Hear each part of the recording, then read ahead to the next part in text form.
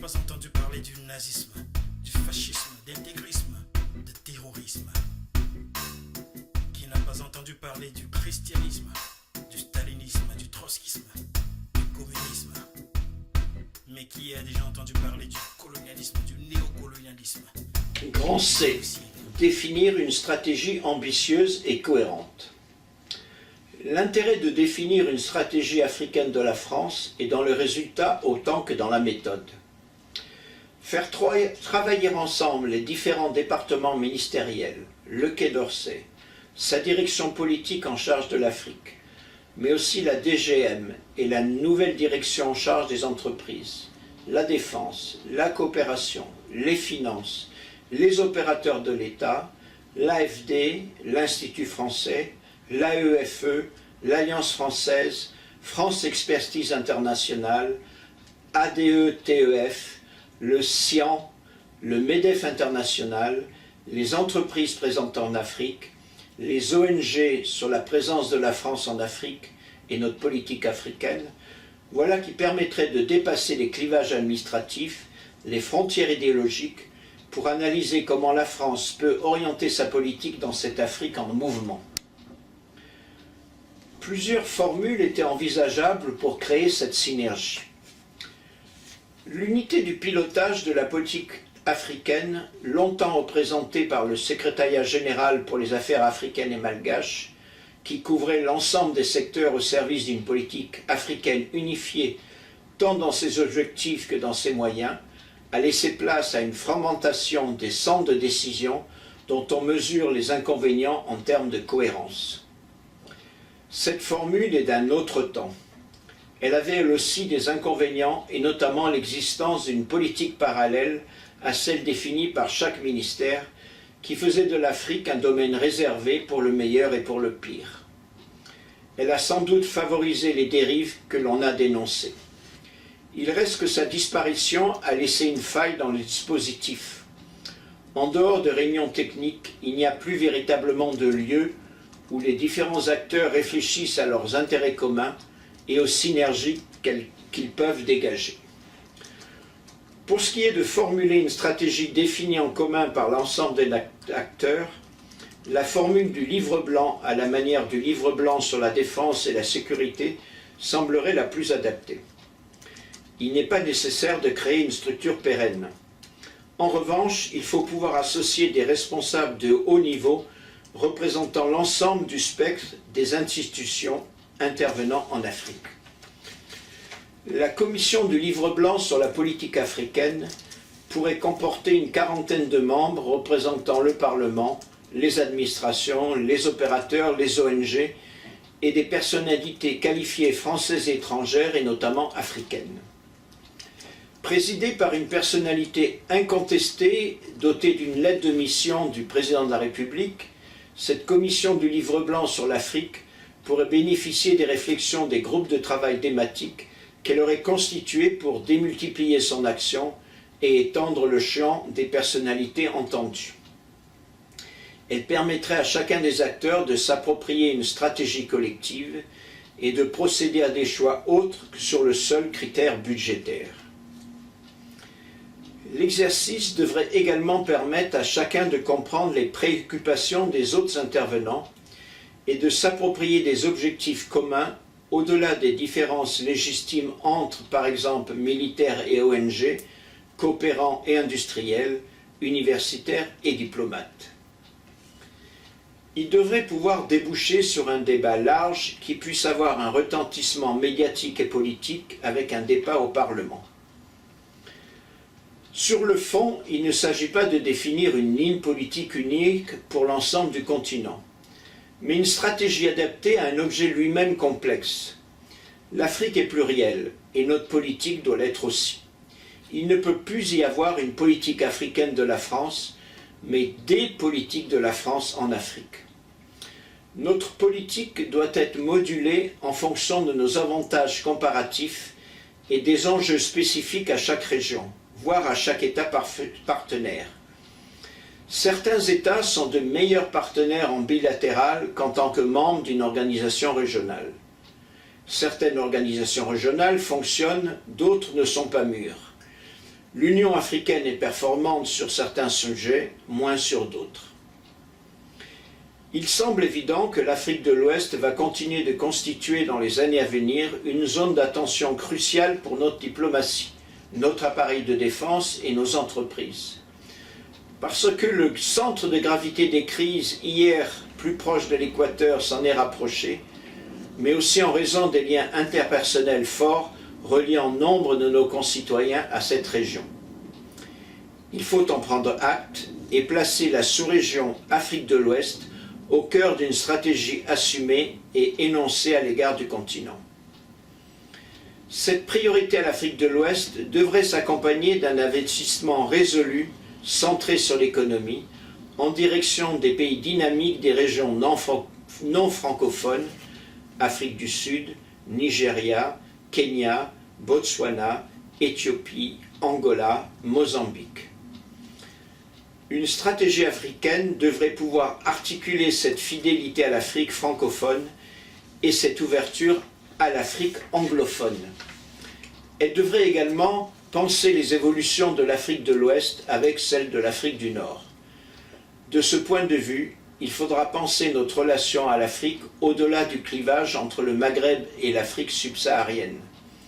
La question du Sahel a montré les limites de cette démarche. Les dynamiques politiques, économiques, voire religieuses vont dans le sens d'une interprétation grandissante du nord et du sud du continent. Grande D, s'émanciper du passé. La relation franco-africaine reste lestée du poids d'un passé mal assumé. Le rejet dont la France est parfois l'objet, notamment dans les couches les plus jeunes de la population africaine, tire argument de sa responsabilité dans les pages les plus sombres de l'histoire de l'Afrique. L'esclavage qu'il a saigné de ses forces vives alors qu'elle constituait encore un continent sous-peuplé. La colonisation qui marqua son entrée traumatisante dans la modernité tout en l'enserrant dans des frontières qu'elle n'avait pas choisies. La décolonisation dont on néglige qu'elle fut en Afrique subsaharienne, émaillée de massacres aujourd'hui oubliés, entre guillemets. Madagascar 1947, Cameroun 1955, Algérie. Dans notre pays même, le passé colonial et post-colonial a du mal à passer. Le thème ressurgit régulièrement dans l'espace public, provoquant scandales et controverses, signe de la profondeur du malaise attaché à la relation à l'Afrique dans notre pays. Celui-ci tire sa source d'une difficulté à regarder en face l'histoire coloniale et des relations qui se sont tissées dans la décolonisation avec les anciennes colonies d'Afrique subsaharienne et du Maghreb. Cette histoire est peu et mal connue dans la société française. Certains événements douloureux dans lesquels notre pays n'a pas eu le beau rôle font qu'encore débat et ne sont pas entrés dans l'histoire officielle, si tant est que ce terme ait un sens. Ce passé alimente à la fois une certaine culpabilité, notamment chez les progressistes, et quantité de fantasmes et de caricatures. Il a forgé dans les représentations collectives des images extrêmement fortes et réductrices qui ont tendance à symboliser pour nos compatriotes la réalité africaine, comme celle du monarque africain, autocrate corrompu et richissime, celle des affaires politico-financières, Elf, Angola Gate, ou celle de l'aide détournée, CAFO du développement, éléphant blanc. Face à cette histoire refoulée et à ces images médiatiques, le système politique français peine à énoncer vis-à-vis de l'ancien espace colonial un discours et des pratiques permettant de concilier les valeurs universelles que nous portons, la défense de nos intérêts et l'héritage de cette histoire. La coopération est devenue depuis longtemps, aux yeux de l'opinion et d'une grande partie des élites, un des principaux symboles de cette histoire.